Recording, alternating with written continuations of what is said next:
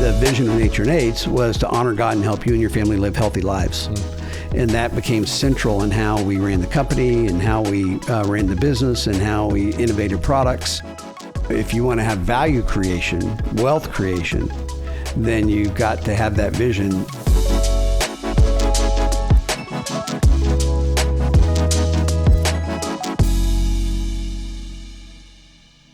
Welcome to Decision Points. I'm Doug Hudson. I'm Scott Wood.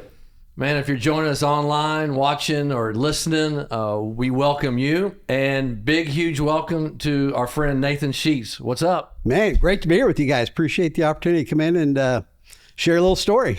We're excited. You better share more than one story. I know you got a lot of them. So those of you listening and watching, let me give you a little bit of background. But I'm going to start right here. Go to your local grocery store and see if you can find Nature Nates honey. Look for the bright neon orange label. I was going to tell him it was bright neon orange. I almost brought a bottle and I thought, that's cannot a little too much promoting. I cannot believe you don't have one sitting right here at the moment. But you are a natural born leader, CPG visionary. You grew the beekeeping hobby into Nature Nates Honey Company, the #1 branded honey in the U.S. that can be found in 16,000 grocery stores across the U.S.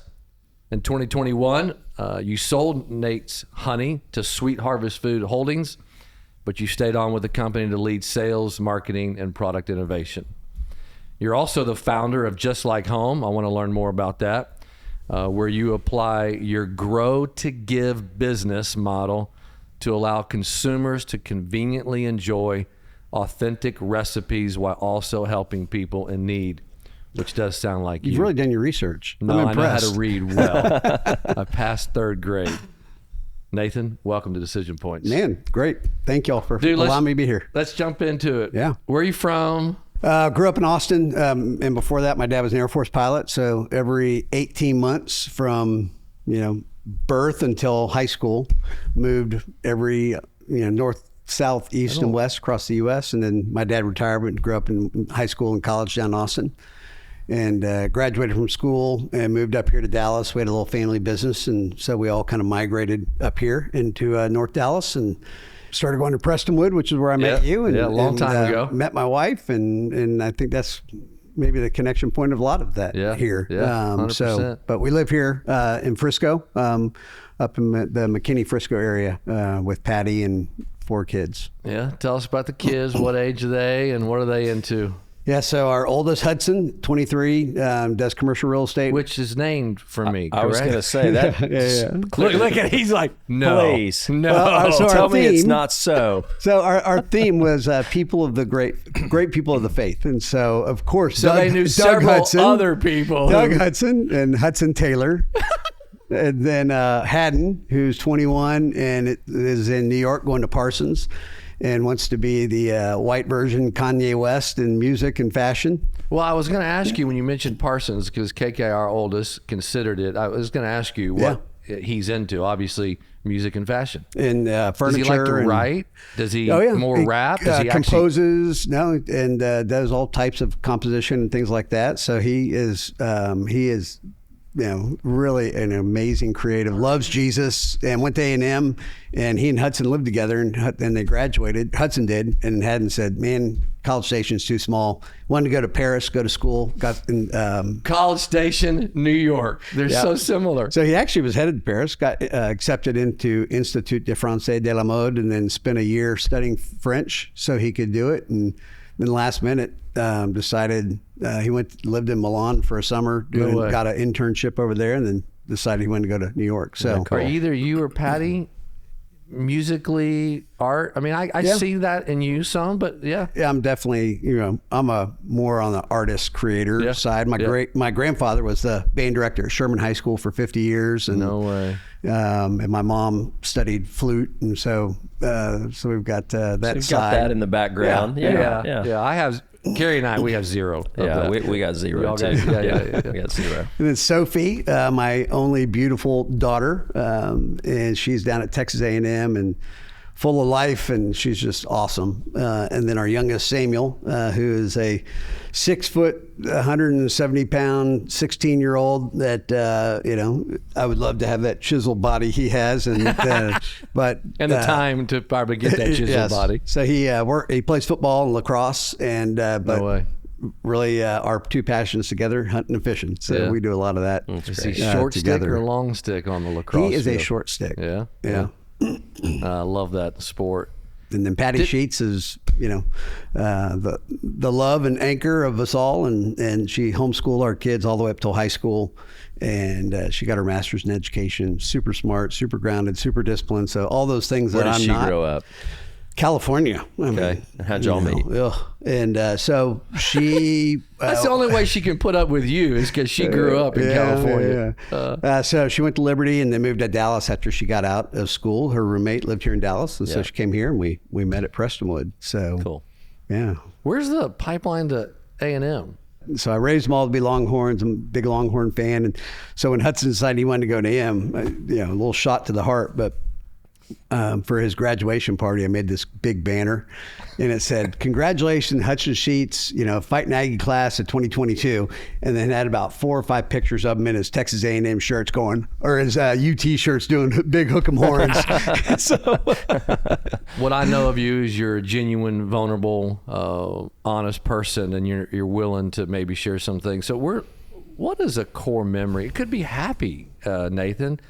What's a core memory of you as a kid kind of growing up? I think so many of those things start to shape us. Scott and I shared in one of the episodes about significant incidences in our lives at 7th grade that I know really helped shape his life and my life. What comes to mind when you think about character building, leaving a deep mark Defining. on you? Yeah, defining moment. yeah, you know, growing up, moving literally every 18 months. Yeah. It's weird because I don't have any like old childhood friends. Mm-hmm. And I remember when we moved down to Austin, I started going to high school and I met people and they were like, "Oh yeah, we've known each other since 2nd grade." I'm like, "That is so weird." I was like, so you moved in there like 9th or 10th grade? Yeah, 9th grade. Oh, wow. Yeah. And so I think, you know, from that perspective, you know, it's great because you can make friends with anybody like that because you had to, because you were in and out. There were, you know, growing up on Air Force bases, there was no parental oversight. And it was back then when, you know, you'd leave at 7 o'clock in the morning, showing up at 9 o'clock at night. But, you know, Air Force bases are filled with all types of families. You know, some that you would want your kids to hang out with and some that you wouldn't want your kids to hang out with.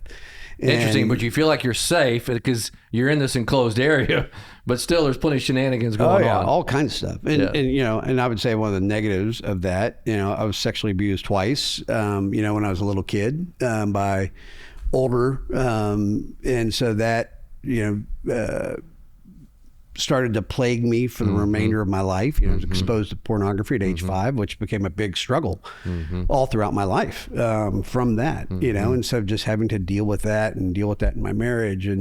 But, you know, those things ultimately, I'm very grateful. Romans 8:28 is in the Bible, and it's God's recycling verse that nothing goes to waste into the kingdom. And so he Never takes heard those of put things. that word recycling verse. That's what a great metaphor. All things, you know, when we love the Lord, all those things, he works together for our good, for his purpose, you know, and so looking at it through that lens, but also recognizing, you know, the impact that has in our life. And so, and I'd say, you know, from a positive perspective, just my grandfather, lived up at Lake Mom Texoma. or dad's side? Mom's side. Okay. Lived at Lake Texoma and, you know, loved to fish and just the most amazing man.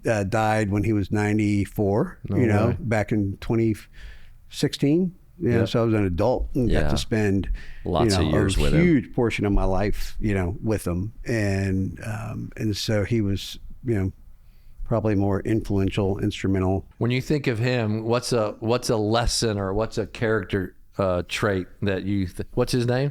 Eldon Sonnenberg. They just don't name him. My mom's dad was Homer. I mean, they just don't name him like they used to.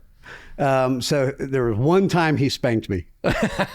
And I had taken his one of his garden tools, like a long-handled weeder or something, and I wanted to make a fishing net. So I sawed that thing off because I needed that stick. And so he spanked Creativity me. early on. That's right. Yeah. And so he spanked me and then put me on a knee and said, "Nathan, it's all forgiven. I've forgotten about it. I'm not angry." And so I've tried to emulate that with my own kids and not spank out of, anger when they were little, and try to show them that we dealt with that, but now let's go forward. Yep. So it's So was this grandfather the one that had the business? No, my brother went to UT and graduated, moved up here to Dallas and started working with Fossil Watch when they were like $30 million. Oh, wow. And so he was their national sales manager. And so he always wanted to start a business. And so he and my dad funded him. They started a pen company called Stylus, importing high-end ballpoint, rollerball, fountain pens from China, Chinese lacquer, gold, nice. And so he started doing that in his house up in Wiley, left Fossil.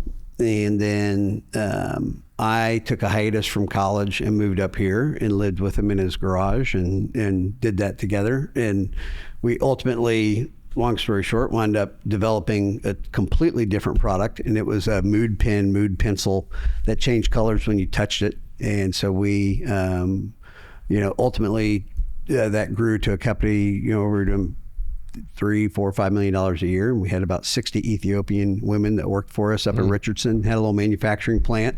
So I went back, finished college, and moved up here. And my brother and I couldn't really work together all that well. So I went to go work for a small design agency called Lindsay Design Group that had that account. And so that kind of started me down my, marketing, which is what I studied in school. But so my dad retired from the Air Force originally, and then he retired. He was the space manager or the manager of Space Station project down at NASA. Retired from that, and we all wound up moving up here to Dallas. And I went to Prestonwood because they had already come up here and were at Prestonwood. And so we were all up here kind of doing this family business, and we sold it, a couple of years later. Yeah, great. Yeah, so keep going. So walk us through. You sell that business, kind of take us through that, kind of the years prior to Nature Nate's. Yeah. So went to Prestonwood again, met Patty there, and we started dating and got married in the summer of '96. And right after we got married, Patty said, "Hey, we need a hobby together." And she was thinking like antiques or gardening, something like that. And back then, they actually had TV commercials that promoted what the internet was for. And they had this AT&T internet commercial with this lady in a bee suit covered up with bees, and her boys were looking down on her and said, "See, you can find anything on the internet." No way. So I'd always loved honey. So I went over and typed in beekeeping Dallas, and up pulled North Dallas Honey Company. So I called this guy and I asked him if I could buy a beehive, and he said, "Sure." And so I called my parents because we lived in an apartment across the street from Plano Senior High, and said, "Can I put a beehive in your backyard?" They were like, "Yes." So I got this one hive and, started keeping that one hive. And Fred, who was the guy who originally started North Dallas Honey Company, had 100 beehives and was in about 20 local grocery stores. So I'd help him on the weekend, go over and work bees with him. He had some 50 hives down behind the Jag dealership in Plano and 50 hives down in Brookhaven College, down in 635.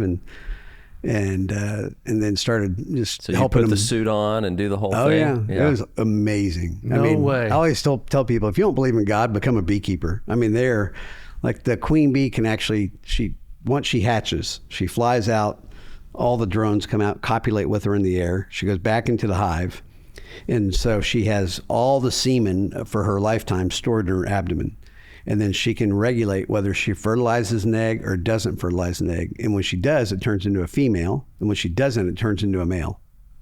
And so in the wintertime, it's all female, all drones, or all worker bees in the hive, because they're not producing, they're eating the food stores that they collected all summer.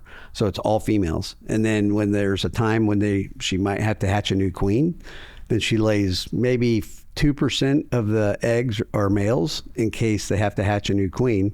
So the males are just hanging out all summer, eating, waiting to have sex. And then it's great in the summertime, but in the fall, then all the girls take the guys out front, sting them and kill them, and go back to the slumber party. So pretty amazing. Absolutely amazing. Yeah. So I started doing that and helping Fred, and he was in about 20 local health food How old stores. was Fred when you 76. 76. Yeah. And so he really had a hard time getting around. When you made the first call to him, he was in his mid 70s. I mean, he was, I mean, that was in the summer of 96. I bought North Dallas Honey Company the summer of 97. Okay, and so it's quick. Yeah. Yeah. And so Had he been doing it a long time? Yeah, he was a retired contractor, and so he'd done this since the 70s as well, maybe too. Yeah, and started North Dallas Honey in like 1972. No way. So cool. Yeah, and so that was kind of, that I had started a small ad agency called Holmes and Dean. My middle name is Holmes. My brother's is Dean. And so I figured two people sounded bigger than one person. So it was kind of doing that also. And then Patty, we had a friend of hers started a nanny business down in Austin called Mom's Best Friend. And so she started the Dallas Mom's Best Friend. I remember Mom's Best Friend. And so, which is still going today. We sold it to some super close friends of ours, Jim and Kim Weinblood. Because Kim DeVargas. It was Kim DeVargas and Patty started it essentially, right? Patty did it, and then Kim came in and bought it. Patty started it, and then Kim bought her franchise or whatever. Yeah, bought Shout out to all of our old friends out there if you tune in, because Jim. Nathan loved Jim and Kim, obviously. Yeah. Incredible people. And so, so we have all those things kind of going on. And also kind of during that time, I was in a discipleship group. Once I joined Prestonwood and got in a group with some guys, and one of the guys in there, Wes Hood, said, "Hey, you want to take this class called Evangelism Explosion?" And I was like, "Sure." And so it just teaches you how to go and share the gospel. And you do it by going out and actually knocking on doors, doing door-to-door evangelism. And so I started that class. It was like 16 weeks. And so about week 6, I'm in one of my advertising clients' office, and this old guy, chain smoked, every other word was the F-bomb. And he said, he'd never asked me out to lunch. He goes, "Let's go to lunch." So we get to lunch. He said, "Your religion's a real asset to your company." I was like, "Okay. Interesting. Let me ask you, if you died today, would you go to heaven?" He said, "Nope." He said, "Okay." And I've got my outline, right? And so, okay, well, if you stood before God and God said, "Why should I let you heaven?" What would you say? He said, "I wouldn't go to heaven." I'm like, "Okay, just want to clarify." As I go through the gospel, again, I'm 1/3 of the way through this class, and I come to the end, and I look at him and go, "Jim, you wouldn't want to ask Jesus in your heart, would you?" I'm not really sure what to do here. And he said, "Yeah." And so I was 25, 26, and he's 67. So went out in the car, and he accepted the Lord. And it just totally impacted me to the point where I wanted to be a trainer. And so I committed to be a trainer in the class starting in January. So this would have been January of 97. And on Sunday, I was getting ready to go to class, I started thinking about, we would go out and knock on doors, but I was always the trainee. So you had trainee, trainer, door. Mm-hmm. Now it's going to be door, Nathan, trainees. And I start freaking out. Yeah. And so I go meet the guy and girl on my team, and I said, "You know what? Let's get to know each other. We'll go out next Sunday." Next Sunday, stress comes back. Get with the guy and girl. "You know what? We're going to role play tonight." I never for you guys like, "I thought we were supposed to evangelism." I said, "We'll get there." Yeah. So the next morning, I'm in my office. I've got on my knees, Bible open, and I'm just crying out to the Lord. And I said, "You got to help me get over this fear about doing door-to-door evangelism." And louder than audible, God said, "Go on a mission trip." And I immediately remembered, Patty and I supported 2 people on staff at Global Missions Fellowship at the time. And I read in Darren DeFee's newsletter that he was going to Colombia in 2 weeks. So I called him and got up off my knees whenever I called him. He said, "Well, my trip got canceled, but this guy named Mike Downey is going to Venezuela on Friday, this Monday. I don't have shots, passports, money, nothing. But 4 days later, I'm outside of Caracas, Venezuela, doing what?" Yep. Knocking on doors, doing door-to-door evangelism. I didn't even know what they did. Yep. So we went out and saw 30, 40 people accept Christ that week, started a new church in this neighborhood, and just completely shook me. Mm-hmm. So I came back, started volunteering with E3 or Global Missions Fellowship all that summer of 97. Patty and I, were doing all these different businesses, and I had the honey company, or I was helping Fred with the honey company. In the summer of 97, he said, "Hey, you want to buy it?" And I was like, "Buy the honey company?" I said, how much do you want? And he said, $10,000. I said, I don't have $10,000. I'll finance it.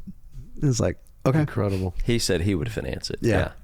And so I didn't buy the bee side of the business. I bought the product side of the business. And my dad said, I was talking to my dad asking his input, and he said, son, just because you can do something doesn't mean you should do something. But I did it. So when I bought it, September 11, 97, hired a beekeeper to bottle the honey, and then hired a DSD distributor who actually put it on the shelf. So the model was every other weekend I'd drive up to Paris, Texas with a U-Haul trailer, pick up a couple pallets of honey, bring them back to our house in Plano. We bought our first house, a little 1,800 square foot house in Plano, and we'd roll up and I'd unload the honey and put it in the garage. And I had an army of high school kids from Prestonwood, because I taught Sunday school, and I paid them a penny a label, come in and label honey. And I put it back in my trailer and then drive it down to South Dallas next day to my distributor. And I did some variation of that, for about 5 or 6 years until I got another beekeeper that would bottle and label and deliver.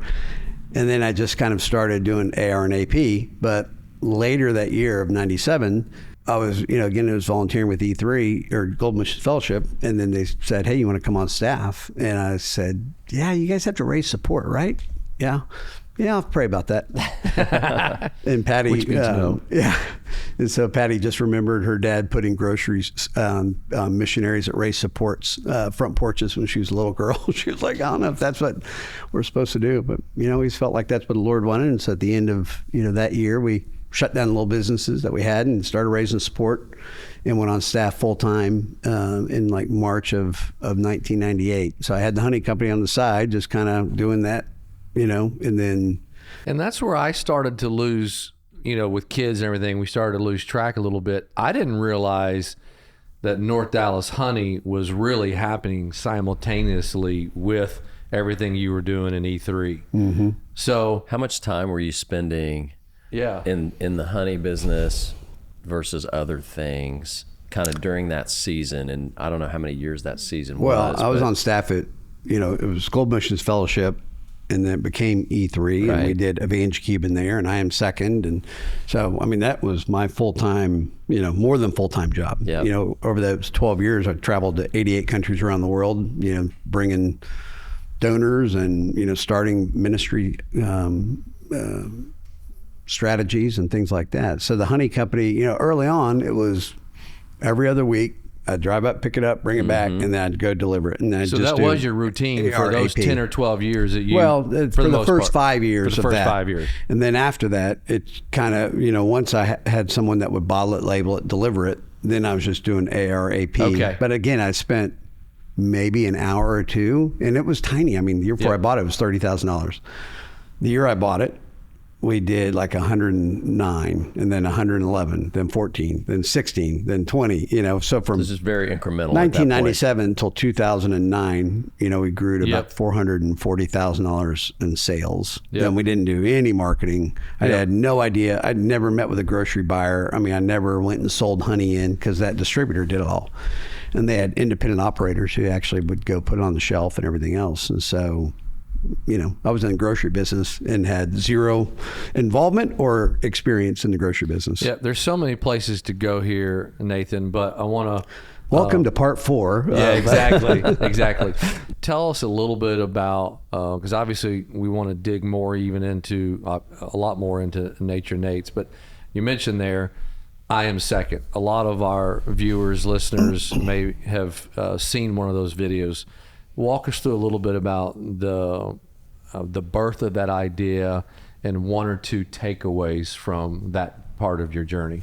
Yeah. So I've been on staff at E3. This was in like 2007, I think. I had started a Sunday school class at Prestonwood, and I was the director, and Scott Seal was the teacher. And so I met a young guy in there who actually worked for Publicis, Adam Leidig, and so he was an art director on the BMW account. And so Adam came up to me, he's like, man, I really would love to be in ministry. And so we started talking, and So he wanted to come on staff, but he had to raise support, really struggled, in being able to do that. One of the guys that was on our board of directors, a guy named Craig Walker, land developer, he had developed the ranch out at Possum Kingdom and was doing the next version, the harbor. And so he was paying an ad agency like $30,000 a month to do work for him. And so I said, we could have an in-house agency at E3 if you gave us that money, and we'll do it for $25,000 a month. And so that actually enabled us to be able to go get Adam and bring him on staff and pay him. Yeah. And so there's more than one way to skin a cat. That's right. And the creativity there, I never knew that part of the story. I knew you knew Craig, and I knew all that. I never knew that you put that.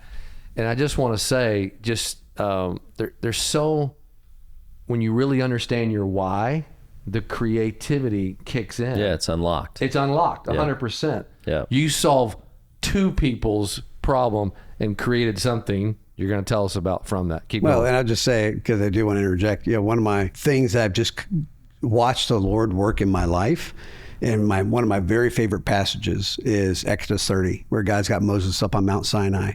And, when the Egyptians were walking, or when the Israelites were walking out of Egypt, God told Moses 3 times, have the Egyptians give you their necklaces and gold earrings. And it actually says that the Egyptians smiled while the Israelites fleeced them. So they took all this gold, muled it out of there, little Roman, or little Egyptian gods, raw hanging off of their ears and things like that. And so they're out there in the desert. And so God's got Moses up on Mount Sinai, and, he's downloading on him all the things that he wants to do, of building the tabernacle and the ark and the table and the lampstand and the ephod and the clothing, Exodus 25, 26, 27, 28. And I always have this visual image of Moses drooping down his head as God keeps layering stuff on top of him. Now, down below, they took the gold that God intended to use for the Ark of the Covenant, and they made a golden calf, which I've made golden calves in my life, but they got rid of that part of it. But then, so God's got Moses, and he's telling him that. And so he's already provided all the resources that Moses is going to need to accomplish it. And then he says, but don't worry, I've already sent Bezalel and Aholiab, the son of Ahisamach, and I put all the creativity and craftsmanship in their hearts to accomplish what I've called you to. I've given them the ability to carve wood and weave thread and pound gold. And so God provided the money, and God provided the people with talent. Mm-hmm. And that is one of the things in my life that is like an affirmation for me of is this my idea or is this God's idea?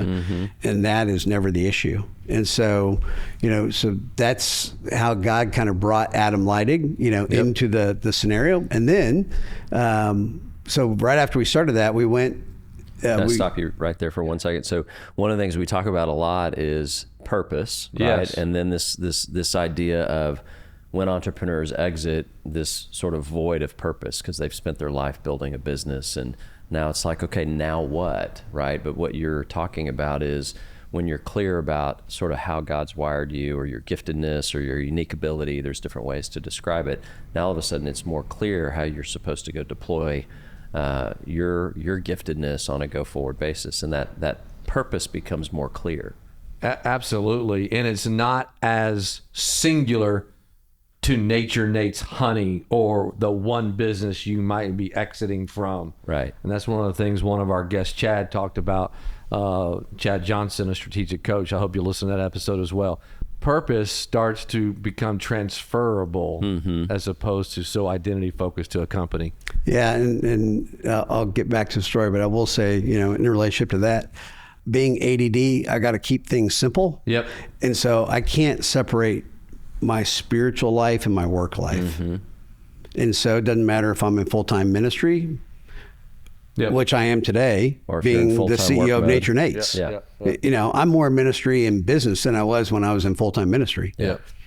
And I think have a greater impact than when I was in full-time ministry. So keep walking us through Adam and I in a second. So Adam and I we were going to do a video for Craig, and so we went and I told Adam about these 2 guys that I knew. So my neighbor across the street, Rick, had introduced me to his son-in-law, who wanted to be a director, moved to Hollywood, and so Rick wanted me to kind of share the gospel with him, and so I went and talked to Sam. And, Sam kind of blew me off. And so he went to go get a job, and he wound up getting a job at the Golf Channel. And so he goes over there and he meets Scott Mayo, who is one of the directors on The Wandering Golfer. And so they wind up meeting, and Sam winds up coming to faith in Christ. Scott shares the gospel with him. So they leave Golf Channel and they start Notori Mayo.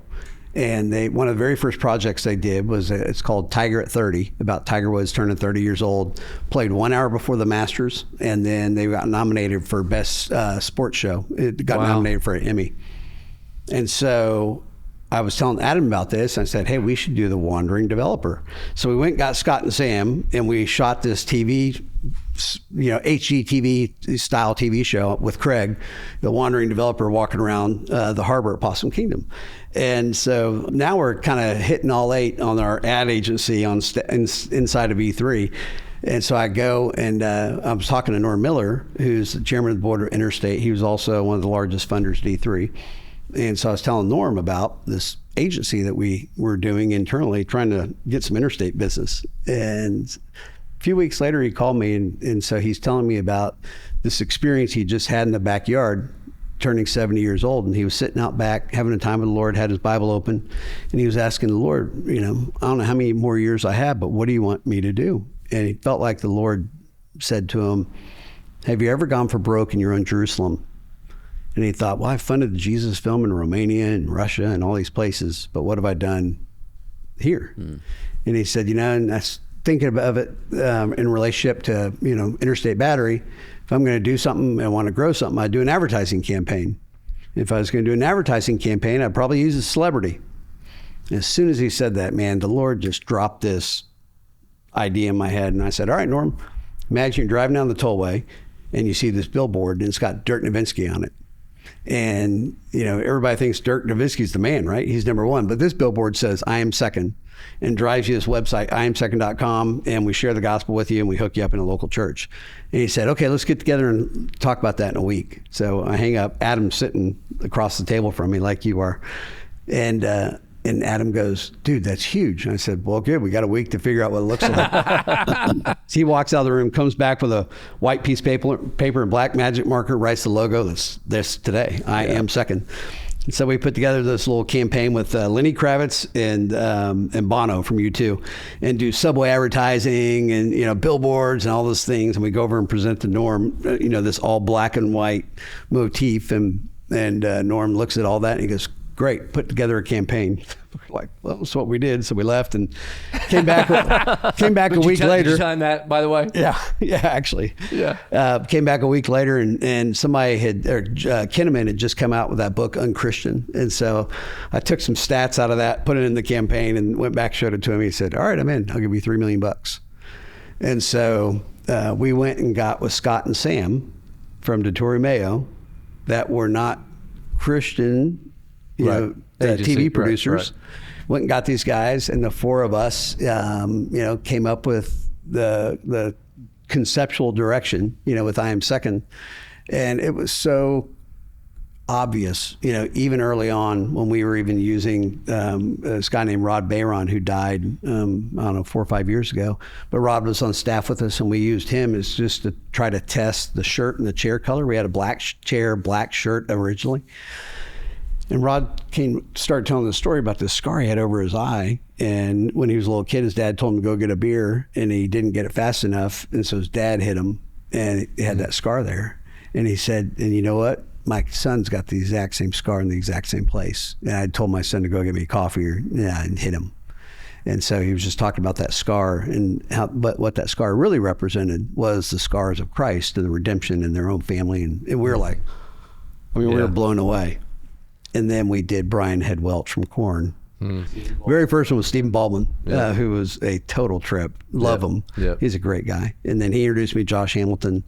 And then we but when Brian Head Welch came in from Korn with all those tattoos all over him, and it was just like a game changer. Yeah, so iconic. So it was an amazing time, in that. But and to be totally fair and honest, I mean, I felt like the Lord told me in 2009 in October, he's like, all right, it's time to leave I Am Second. And I'm like, leave I Am Second? How am I going to leave I Am Second? I'm the I Am Second guy. Yeah. I think the Lord was like, okay, cool. Yeah. I'll leave you to your own devices. It's definitely time to leave. 6 months later, traveling out of town with my assistant, everybody was out, drinking at dinner, and I slept with her. And I came back, walked in the door the next morning to my house, got back in Dallas. I walked in the door, and Patty said, "Something happened on that trip?" And I was like, "What?" She goes, "Was this person on that trip?" I said, "Yeah." "Something happened?" "Nope." And so I was going to Bolivia a couple days later, and so I went down there, and the whole time I'm gone, Patty's just praying, "Lord, if anything done in darkness, bring it to the light." And so I came back, and long story short, I finally confessed and told her, and we called the CEO, that was my boss and one of my super close friends, and resigned, and and that was a really, really difficult time in our life. Obviously, our kids were little at the time.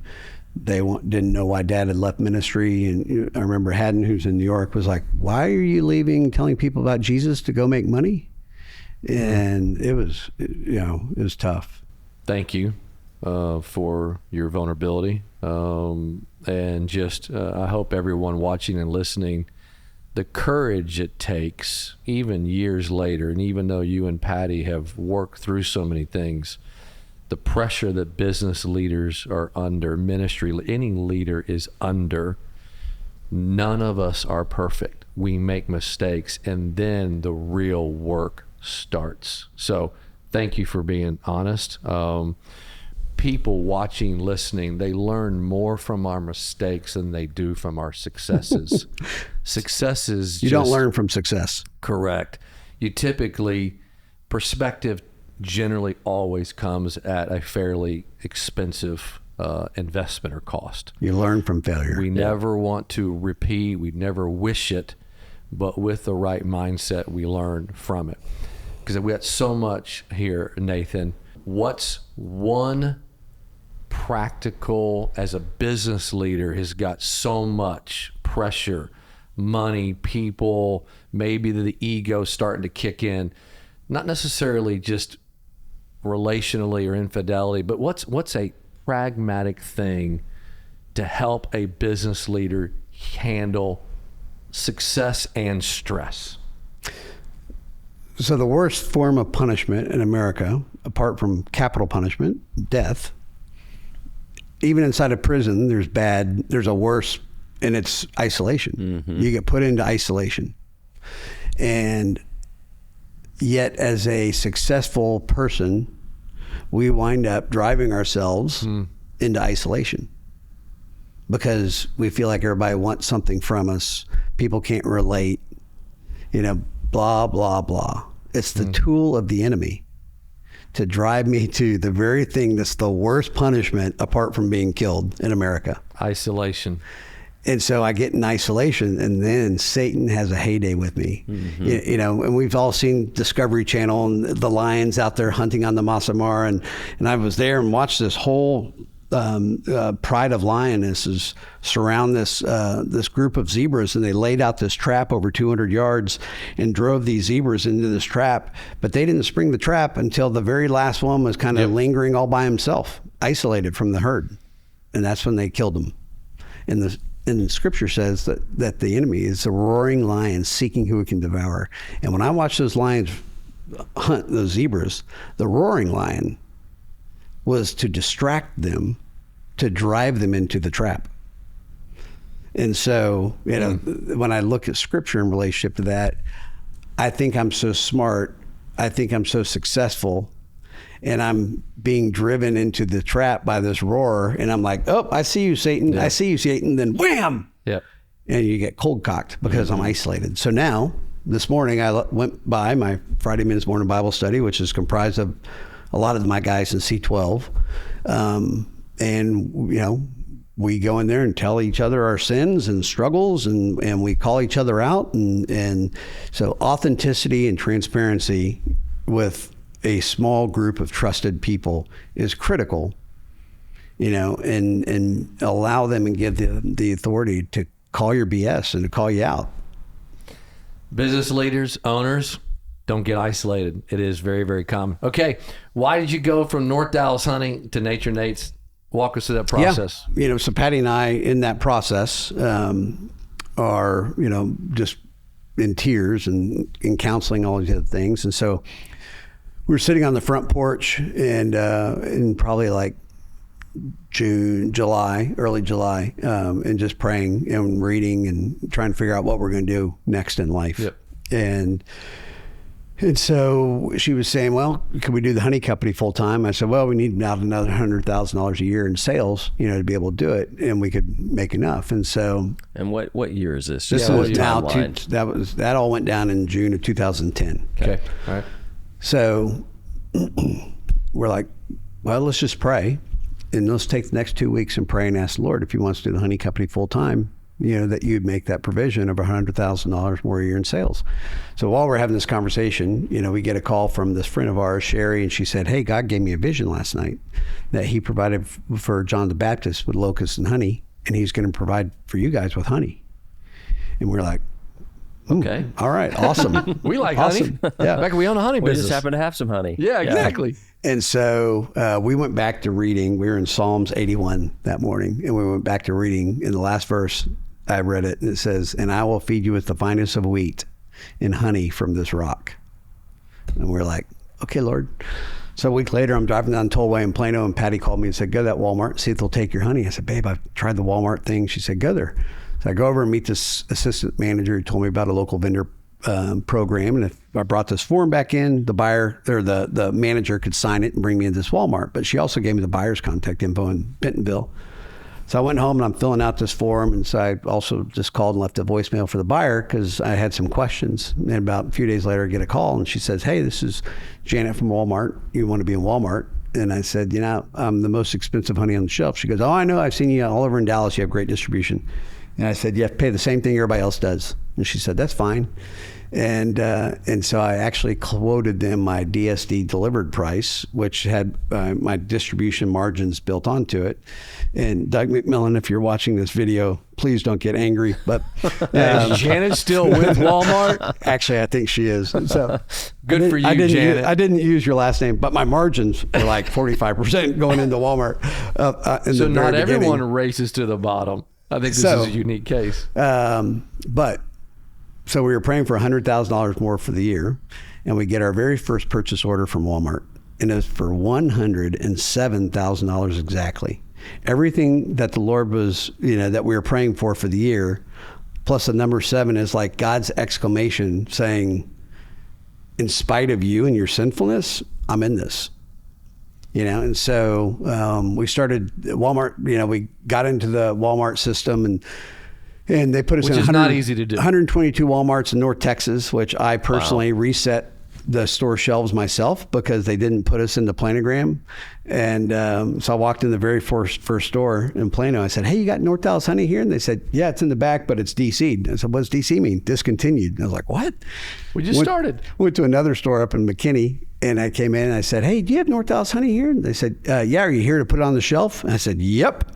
So I went over there and they showed me how to get it out of the back room. And I go over and I take all the honey, put it on the floor, move all the tags over, and I put this huge block of North Dallas honey and then like one SKU of all the other honeys. And this guy came over and goes, I got to show you how to read these modulars, and said, if you're in between these two modulars, you're going to be able to be okay. But if you're outside of them, you're dead. So I reset the shelf. There's no peanut butter. It's just all honey. Yeah. And so I went to another Walmart in McKinney, walked in and said, hey, Nathan Sheets, North Dallas honey. I'm here to bend the honey out. And they go, go ahead. So got up next morning and left my house at 4:00 in the morning, got back at like midnight. And I did like 14 or 15 Walmarts that day, all over Dallas. And so I called Rob Snyder in our Sunday school class and did a APB and asked guys, hey, if anybody needs some part-time work, I've got some stuff for you to do. So this guy named Brantley Walsh came and started doing it with me. Brantley was 6'7". He didn't need a step ladder. And so over the next 2 weeks, we redid 122 Walmart shelves. And but it did so well, they started taking it to Albuquerque and Houston and Oklahoma City. And I told the buyer, people in Houston hate people in Dallas. They're never going to buy North Dallas honey. And so Patty said, oh, why don't you call it your nickname in college, which was Nature Boy. And I was like, Nature Boy honey doesn't have that je ne sais quoi. So wait a minute. Nature Boy was your nickname? How and why? I honestly, I mean, I love the outdoors, love the hunt and fish, love all things nature, you know. So no connection to Ric Flair? No. Yeah, I was a wrestler in another life. I didn't even know who Ric Flair was, but I was like, nature boy. And so we came up with Nature Nates and went and presented to Kroger in the summer of 2011 now. And we got into Walmart in the fall, end of 2010. Okay. And so we did like $550,000 in 2010, $107,000 more than the previous year. And so I go up to Kroger, bring 4 bottles of honey. I had North Dallas Honey Company, Houston Honey Company, Nature Nates Houston Honey Company, and Nature Nates. And so I talked to them. I have my personal cell phone number on the back of every bottle of honey from 1997 until 2014, and talked to every single person that ever called. And it was a great ministry, you know, in itself. And so I knew exactly why people ate honey. And so I told the buyer. Literally people in Omaha who somehow got, if they called that number, they got you. Yeah. Yeah. Ballpark, how many calls did you get a day or a week or a month? In a week, I'd probably get 20. Really? Yeah, early on, and then towards the end, it was hundreds. You know, and so be honest, or that chair will explode. 2013, 14, you're answering every one of those calls. I'm calling them back. Yeah, yeah. There's a lot. That's a lot. And they finally, you know, that's called hustle and hard work. That's what that's called. Yeah.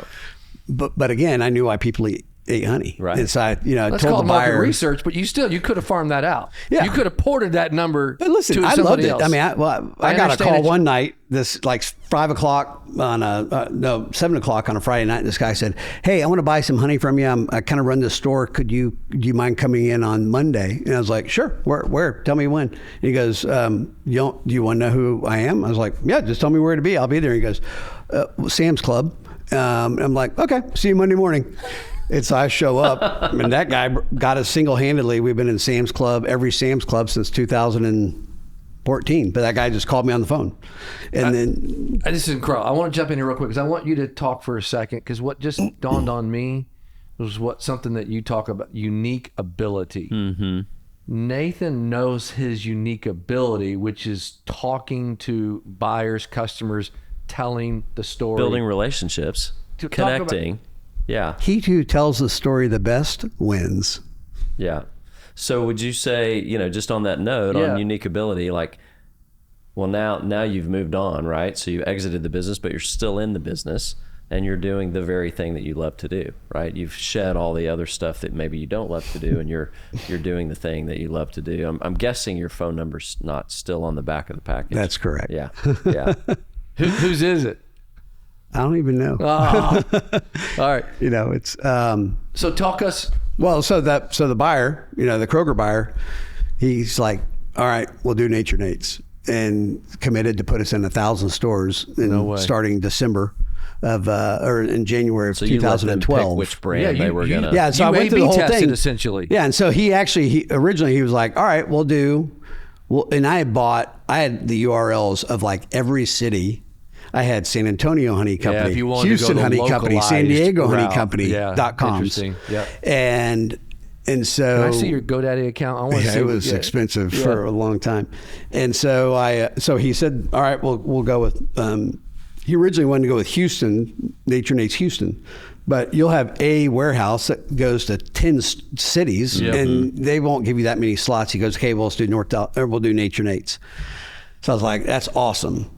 Then someone introduced me to the buyers here of Costco in Dallas. And so I went over and met with them at the regional office in Plano. And they said, "You know, we're a single SKU company. We don't have multiple SKUs of the same category." So Patty and I would go drop the kids off on Wednesday nights at church, go to Awana, and we'd go over to the Costco and go shop. And so we would go over there, and I would stand in front of the coffee, and I would email that buyer, and I said, "You got like 9 different kinds of coffee." I said, "You're just not thinking about honey right." Yes, on that single SKU. And then the next week, I'm standing in front of olive oil. The next week, I'm standing in front of this. I did that for like 4 or 5 weeks. And finally, his name's Clayton Douglas. Clayton, if you're out there, thank you. So finally, Clayton said, "Fine, you can come in, but you're out. You're out in January because we're going to do a Kirkland honey." And I was like, "All right, great." And so he said that they would put me in 9 clubs. And I said, how much do I have to sell per store per week? He said $600. I was like, all right, great. So we went from trying to figure out how to do a bottle to a pallet. Big difference. Got it done, delivered our 9 pallets, and the first week we did $3,600 per store per week. Wow. Next week the same, the next week the same, the next week the same. Expanded us from 9 clubs to 27 clubs across Texas, and we were doing $2,900 per store per week. And then, so this gets us into... Okay, so I want to stop you right here, okay, because you're going, and it's awesome. But this is clearly your unique ability, back to your question 100%. Earlier. So I want to pivot for a second, and I want to go to the manufacturing and the production side of the business, which... So I had it co-packed. Which you probably don't like to think about as much, but like as the volume's increasing and you're out selling like crazy and getting into all these places, what's happening with the production? Because when you bought the business, you had 100 hives.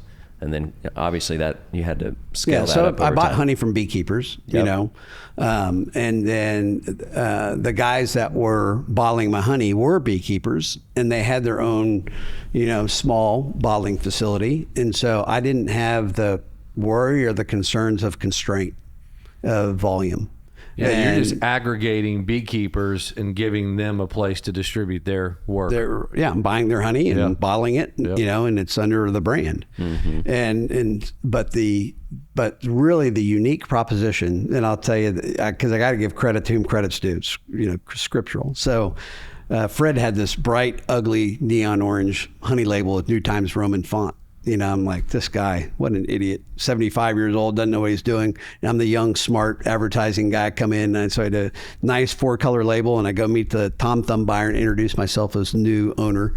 And I show him this 4-color label. This old grocery guy looks over at me and puts his hand on my shoulder and he says, son, you can do anything you want to, but change the color of that label.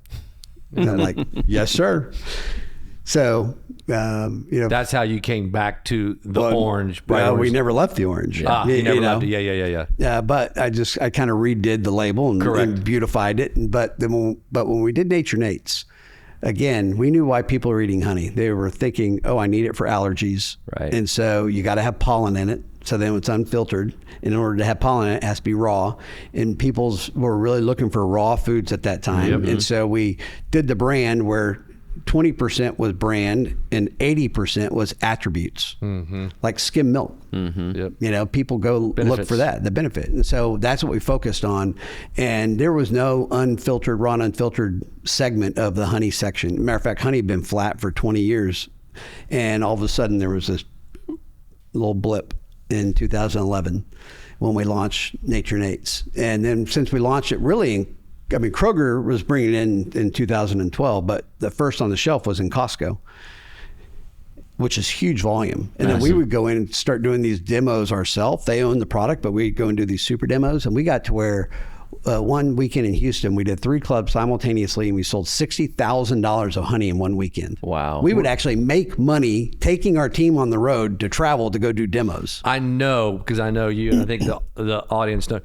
You were the person doing the demo with a little headset on, weren't you? No, dude, we blew it out. We had an orange tint, and we all had orange shirts on. And the first couple that we did, we brought in live bees in this observation hive.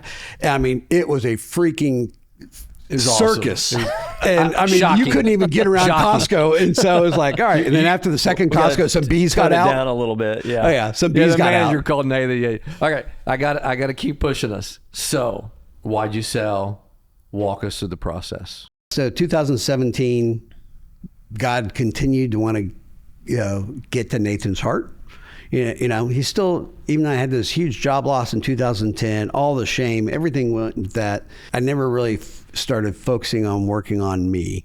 I had to grow a company, provide for my family, you know, and now you go add a lot of success, a lot of money, a lot of freedom. Where's revenue at this point for? We went from 2010, $500,000 to $1.5 million to $6 million to $9 million, 12, 20, 40, 60. You know, it was like this. Rocket. So 2013, we opened our own manufacturing facility here in Dallas, and called The Farm up in McKinney.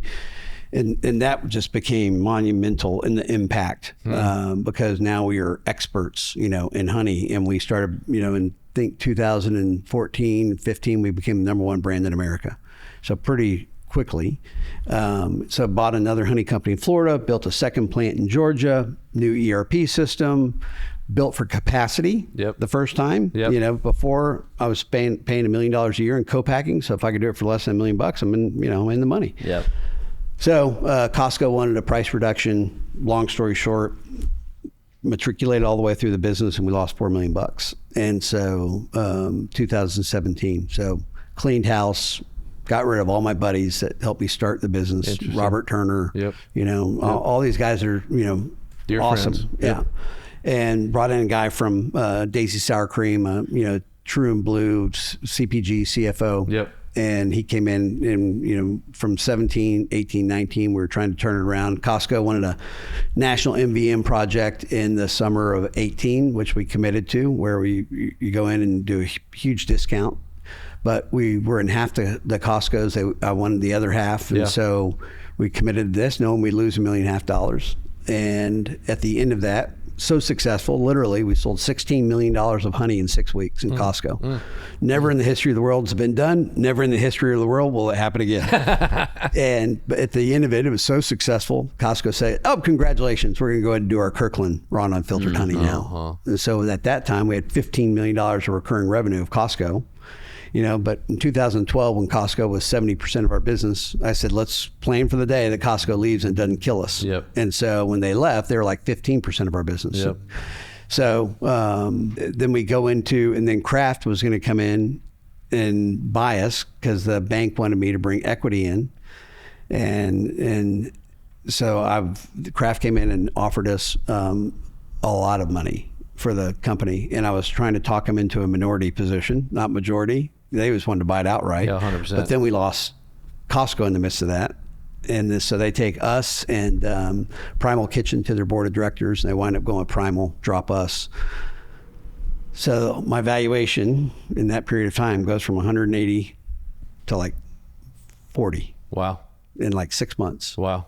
And so I'm going around, you know, trying to, you know, so by God's grace, Norm and another gentleman, Raymond Harris, came in and loaned me $2 million each, which the bank allowed me to subordinate it on the books. And so they saw it as equity, you know, and so I was running around trying to get private equity to come in and take them out. So I had a group here in Dallas that was going to put $20 million in on a $50 million valuation in October of 19. And I'm in Australia because I had started Nature Nates in Australia, same model, buying honey over there, bottling it.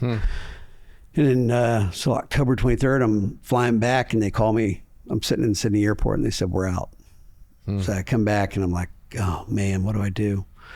So we start meeting with some private equity here local, and, you know, it just got uglier and uglier. And so you're really, at this point, you're being forced to sell. Because you need equity, you've got to capitalize the business. And I didn't have any. This is 18, 19? This is 19 now. Okay. And so I had about $30 million of debt, which was line of credit for inventory. So $30 million of honey sitting there on the ground. But we had not been able to, ever since 17, 18, and then 19, you know, we're EBITDA like maybe 1%. I mean, so we're negative net. But our sales are still, you know, high.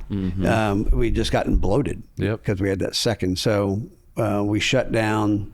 So at the end of that, you know, so Costco says, great, we're going to go ahead and internally do it. So we shut down our Georgia plant or scale it way back in 18 when that happened, and prepared. The 19 they left. And then, so now I'm running around October of 19 trying to find someone to come in and put some money in. And so on my 50th birthday, I'm sitting in a deer blind, opening day, November 6th, and I'm praying, and I'm just like, God, you got to show me what to do. And that same voice that told me to go on a mission trip said, act like you're not going to get a deal done. And I've been running around trying to get a deal done. And so driving back from hunting, I called my CFO and I said, hey, I want a budget for next year. So we did, the previous year we did 57 million. And I said, I want a budget for next year. And that was after we lost the $15 million of Costco, you know, so we would have been almost at 70. But I want a budget for next year, 10% less revenue, get us to a 15% EBITDA. And he said, No way. Yeah, he's like, yeah. He's like, that math doesn't work. I don't know what you were told in the deer blind, but it's not accurate. Yeah. You're not a CFO. So he gave me the budget, and it was cut $3.5 million. And I started with him.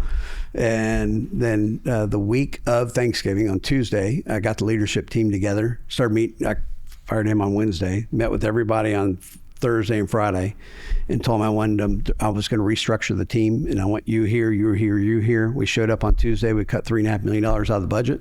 First week of December, right after Thanksgiving, we implemented a RIF. Went out. I told everybody in Georgia, shut that plant down 1st of January. So we hadn't had a 1% EBITDA, maybe 1.5%, 17, 18, 19. January of 20, 17.5% EBITDA. Mm-hmm. Next month, 15.5% EBITDA. Then COVID hit, 20% EBITDA. The next month, 27% EBITDA. Our goal was 52 million. We did 72 million. And our goal was a 15% EBITDA. We did a 19.5% EBITDA. And started the year with a $12 million negative hole on the balance sheet. We ended in positive. It was just, God just showed up. And so we went into 21, and I was like, all right, guys, let's rock and roll, And I realized, you know what, to grow, I need 25 million. I'm on the grind. Yeah. I don't have a financial partner. My financial partner's bank debt, and I'm on the wheel, and I don't have the financial balance sheet to fund this. Right. So I got a call from Sweet Harvest, said, hey, a guy that I had become friends with, because he was the CEO that they had brought in the Sweet Harvest, which was private equity owned, another hunting company. And Ken's an amazing guy, and had kind of become a mentor. He's 63, 64. And so he called me and said, hey, you ready to sell? And I was like, nope. You're cranking away now. Yeah. Solved the problem. I needed you 2 years ago. Where were you? And so I said, go call, and named our competitor, Local Hive. I said, go call Local Hive. And so he did, and that didn't happen. So, but in June, I just felt like the Lord said, yeah, it's time. June of 21 or 22? 21. 21. Yeah. And so I called Ken. I said, all right, let's do this. But we got it done this year, because Biden was going to change cap rates. And so we closed December 23rd of 21, and I rolled 10% of my money, and still CEO, and Blue Road, his private equity group, and Ken. And, it's just been an amazing partnership journey. Yeah. I mean, I have a ton of respect for all those guys. They've done everything that they've said, and have allowed me to do, what I do. So, but, when I left E3, not in my own accord, I went from, everything I did in life revolving around reaching people for Christ. And then I find myself in this business world, and I'm like, all right, Lord, where's my eternal value in this? And then I met Joe Galindo, who I'd known, but saw Joe Galindo, a guy named Matt McIntyre, down at Bridge Builders. And Matt said, hey, why don't you come to our group's called C12? This was August 2010. And so I went to that group, told them everything that had just happened, and just cried. They came around me and prayed over me, and been in there ever since. But the great thing about C12 is to challenge business owners how to look through the lens of their business to make the greatest impact for eternity. And so that's what I really did. At Nature and in ministry, everybody raised support. So you couldn't use money as the control mechanism to get people to do things. And so you did it through vision and inspiration and engagement. And so when I started doing the honey company, that's all I knew. Yeah. I'd really grown up, my professionally in ministry. And so, being able to compensate people was like, oh, this is easy, to get people to do stuff. But I always led to that same thing of vision. Correct. And, our mission statement. You had two tools in the toolkit then. You had some compensation, but vision is still always got to be there, I think. Well, yeah, and the vision trumped everything. Yeah. I always felt like if I was going to hold the Jesus card out here, then I had to pay better. I had to have better benefits. You know, everything had to be better than what someone else would offer.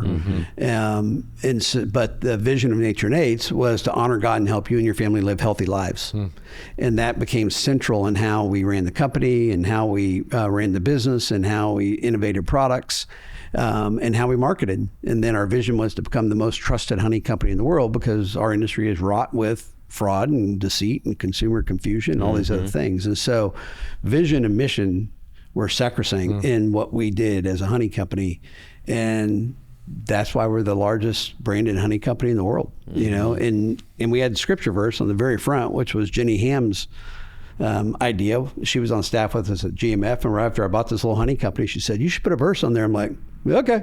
But it became one of the most impactful things that we ever did as a company. So incredible story. Unbelievable. Thanks. No, There's nothing to be sorry. Part 9. No, and I know that, you know, there's little places where we could sort of go deeper, but knowing what you know now, like if there, you know, and we haven't even talked the transaction part. Well, right. No, we haven't gotten to the detail, and that's okay. But like, you know, there's you didn't really. Well, part of what I love about the story is that there was no plan to sell. Yeah. Right. Like there was in the beginning, and then the business got unhealthy. Right. It got challenged and impaired, and so then you had to get it healthy again. You didn't go into, your mindset wasn't, I have to get this healthy so that I can go transact. It was, the Lord said, hey, just go get healthy. Just, you know, build it like you're going to own it.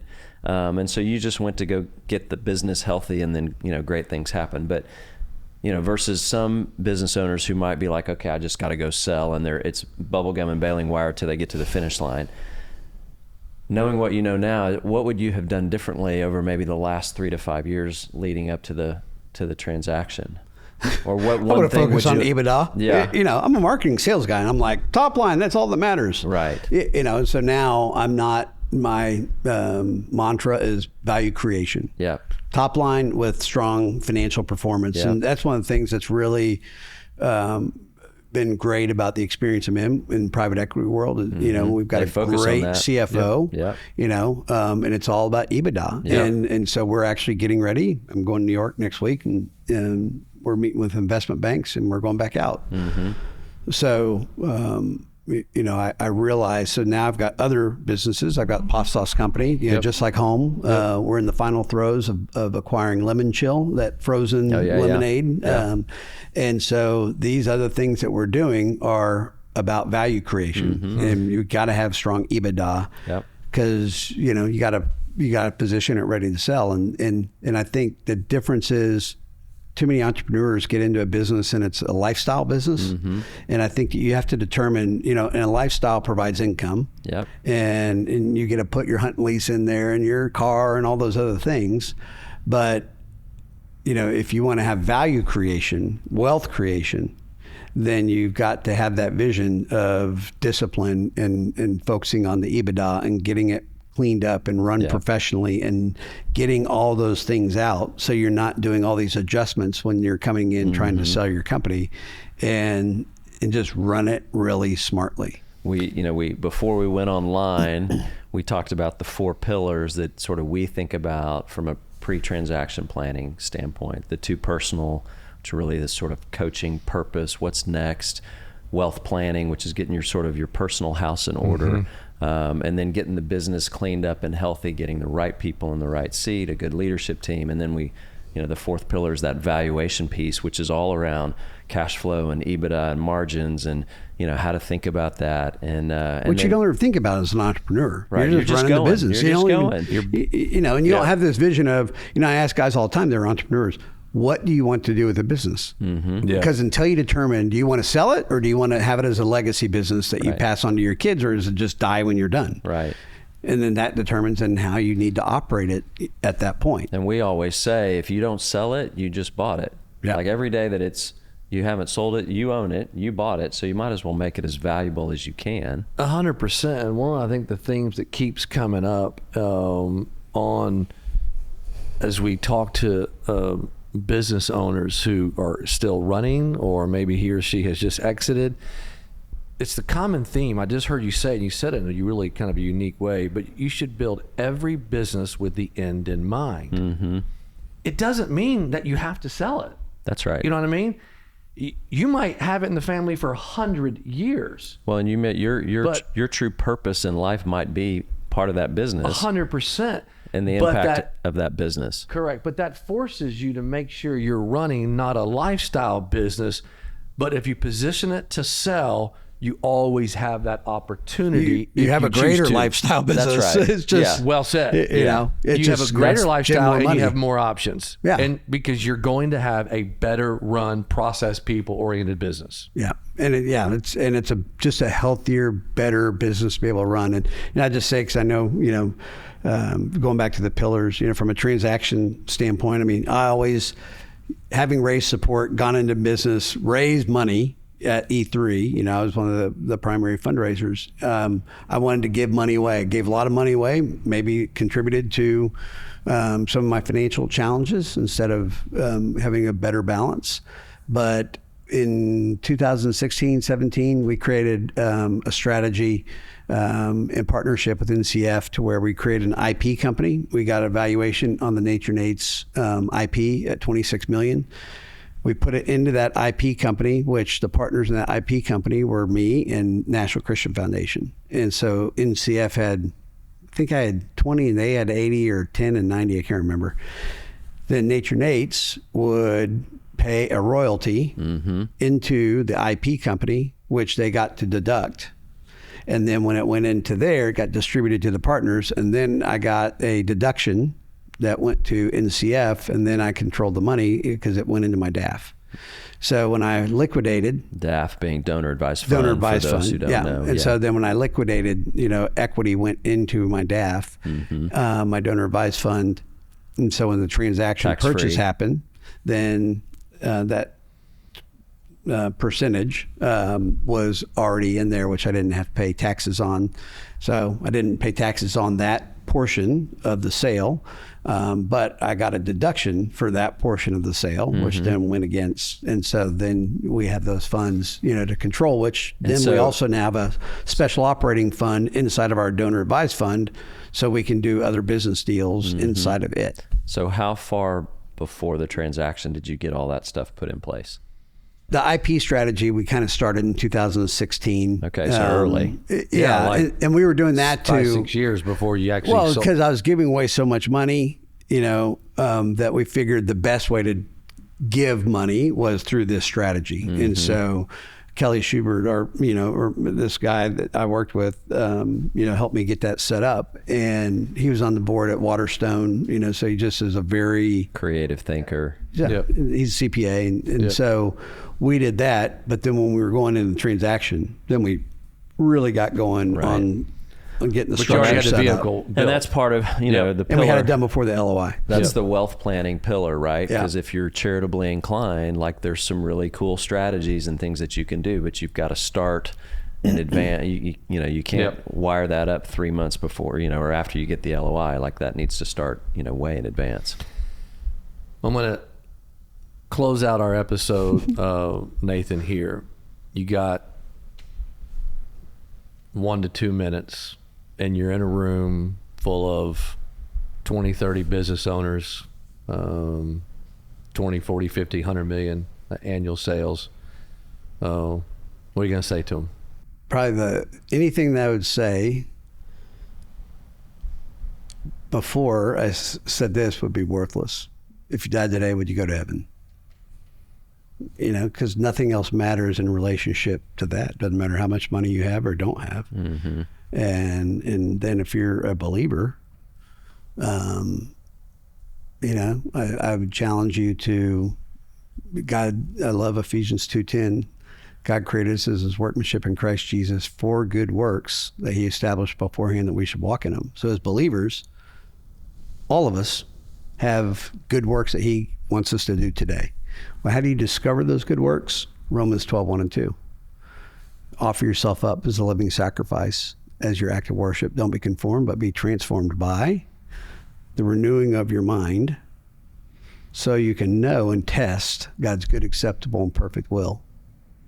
So if you're trying to discover the good works that God created you to do, then you test whether that, it's like an Easter egg hunt. Is this it? Is that it? So how do you test it? Well, it comes through the renewing of my mind and the transformation of my life, which starts through surrender. And so on a daily basis, surrender to the Holy Spirit. And there are days where I'm really good at doing it, and there are days I'm not really good at doing it. I just, before I get out of bed, Holy Spirit, I surrender everything to you today. My eyes, my ears, my lips, my hands, my tongue, everything. I just surrender it to you. In Jesus' name, amen. And then hopefully I'm walking in the power of the Holy Spirit, producing love, joy, peace, kindness, goodness, gentleness, faithfulness, all those other things, and becoming the aroma of Christ and drawing people and looking at the things that I do, business or relationships, becoming the aroma of Christ. And you smell like life to the living and death to the dying. And so in your business environment, business leader, if you have Jesus, what's your business smell like? Fantastic. Nathan, thank you. And thank you for joining us on Decision Points.